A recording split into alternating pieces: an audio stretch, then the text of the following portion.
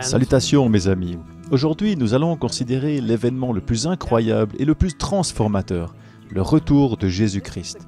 Il représente l'aboutissement de tous les espoirs des croyants à travers les millénaires et constitue l'un de mes sujets favoris. En décrivant cet événement glorieux, le prophète Ésaïe a écrit « On dira ce jour-là, voici notre Dieu, celui en qui nous avons espéré et qui nous sauve. C'est l'Éternel, c'est en lui que nous avons espéré. Soyons dans l'allégresse et réjouissons-nous de son salut. » Dans le psaume 50 au verset 3, nous lisons « Il vient, notre Dieu, il ne reste pas silencieux. Devant lui est un feu dévorant, autour de lui une violente tempête. » Alors qu'il était sur terre, Jésus a dit à ses disciples « Je vais vous préparer une place. Et puisque je vais vous préparer une place, je reviendrai et je vous prendrai avec moi, afin que là où je suis, vous y soyez aussi. » Il répète cette importante promesse dans Apocalypse 22 en disant au verset 7 « Voici, je viens bientôt. Heureux celui qui garde les paroles de la prophétie de ce livre. » Et le verset 12 nous dit « Voici, je viens bientôt, et j'apporte avec moi ma récompense pour traiter chacun conformément à son œuvre. » Et au verset 20, toujours du même chapitre, nous lisons « Oui, je viens bientôt. » Et ce ne sont là que quelques-uns des versets qui nous assurent que Jésus revient. La Bible nous dit aussi de quelle manière il reviendra. Lorsque Jésus est monté dans les nuées, 2 anges ont assuré à ses disciples que ce Jésus qui a été enlevé au ciel du milieu de vous reviendra de la même manière que vous l'avez vu aller au ciel. Et ce sera un retour visible. Les Écritures affirment clairement « Le voici qui vient avec les nuées, tout œil le verra. » Alors que ses disciples seront dans la joie, le Christ a noté la réaction des méchants en disant « Tous les peuples de la terre se lamenteront et ils verront le Fils de l'homme venir sur les nuées du ciel avec beaucoup de puissance et de gloire. » Jésus ne reviendra pas secrètement sur terre, n'apparaissant qu'à un groupe ici ou là.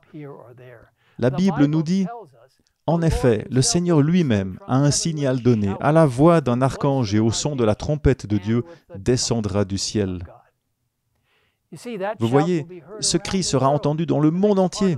La partie suivante du verset nous dit qu'il réveillera les justes qui sont morts et qu'ils se lèveront pour le rencontrer au ciel avec les justes qui sont vivants. Oh, quel merveilleux jour ce sera!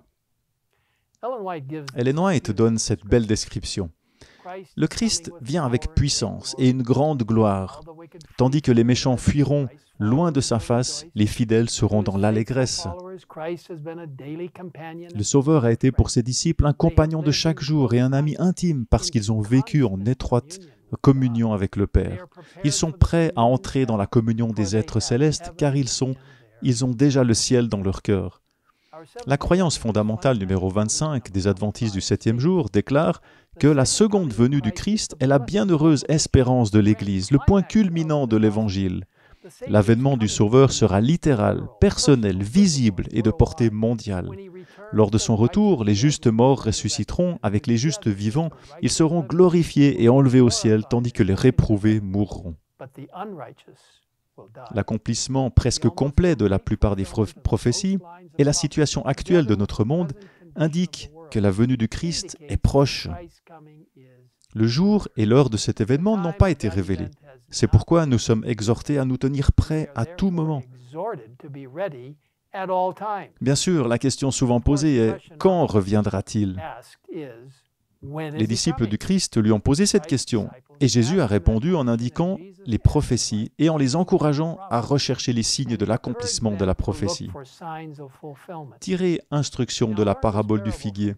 Dès que ses branches deviennent tendres et que les feuilles poussent, vous savez que l'été est proche. De même, quand vous verrez toutes ces choses, sachez que le Fils de l'homme est proche, qu'il est à la porte. Puis il a ajouté, « Quant au jour et à l'heure, personne ne les connaît. Pas même les anges du ciel, ni même le Fils. Mon Père seul les connaît. » Les prophéties de Daniel et de l'Apocalypse indiquent clairement que nous sommes à la fin des temps. Par exemple, Les spécialistes de la Bible reconnaissent que la prophétie de Daniel 2, avec la statue représentant les royaumes du monde, révèle que nous vivons effectivement au bout des orteils de cette statue. Le prochain et dernier événement sera le retour du Christ. D'autres signes indiqués dans les Écritures se sont également accomplis et continuent de s'accomplir. Vous pouvez en savoir plus sur son retour sur le site indiqué à l'écran. Mes amis, nous sommes littéralement à la porte de ce jour important, capital, bouleversant, où notre Seigneur et Sauveur, Jésus-Christ, reviendra pour nous ramener à la maison. Cependant, certains doutent que le retour du Seigneur soit proche. Cela ne devrait pas nous surprendre, car dans 2 Pierre 3, au verset 3 à 7, nous lisons « Dans les derniers jours viendront des moqueurs pleins de railleries. Ces hommes vivront en suivant leurs propres désirs et diront « Où est la promesse de son retour ?» En effet, depuis que nos ancêtres sont morts, tout reste dans le même état qu'au début de la création. Pierre fait également remarquer que ces moqueurs veulent ignorer que Dieu a créé les cieux et la terre et qu'il y a eu un déluge universel. Il avertit ensuite qu'un jour tout sera détruit par le feu. Pierre donne ensuite des instructions et des encouragements importants à ceux qui croient. Mais s'il y a une chose, bien-aimés, que vous ne devez pas oublier, c'est qu'aux yeux du Seigneur, un jour est comme 1000 ans, et 1000 ans sont comme un jour.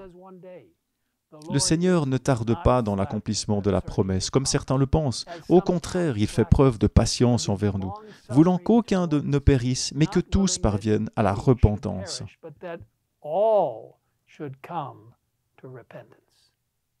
Il nous exhorte ensuite, puisque la terre et tout ce qu'elle contient sera détruite, à considérer quel genre de personnes nous devons être. Mais nous attendons, conformément à sa promesse, un nouveau ciel et une nouvelle terre où la justice habitera. C'est pourquoi, dans cette attente, faites tous vos efforts pour qu'il vous trouve sans tache et irréprochable dans la paix. Quelle vocation nous avons, rester près du Seigneur et le laisser nous guider, alors que nous attendons avec impatience son retour. Le livre des Hébreux nous encourage. N'abandonnez donc pas votre assurance, qui est porteuse d'une grande récompense. Oui, vous avez besoin de persévérance pour accomplir la volonté de Dieu et obtenir ainsi ce qui vous est promis. Encore bien peu de temps, et celui qui doit venir viendra, il ne tardera pas. Et le juste vivra par la foi. Mais s'il revient en arrière, je ne prends pas plaisir en lui.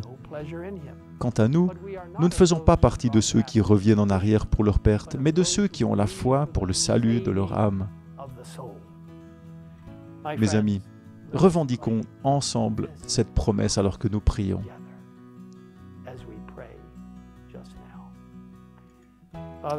Père Céleste, merci pour le merveilleux salut de nos âmes par la puissance de Jésus-Christ. Aide-nous à nous confier chaque jour, à chaque instant, en Jésus qui est l'auteur et le perfectionneur de notre foi, celui qui est capable de nous faire entrer dans le royaume et d'être prêt pour son retour imminent. Nous nous réjouissons que Jésus revienne bientôt. C'est pourquoi, Seigneur, viens près de nous maintenant. Aide-nous à nous appuyer sur tes bras éternels et à comprendre que le salut ne passe que par Jésus. Merci d'écouter notre prière. Nous te le demandons au nom du Christ. Amen.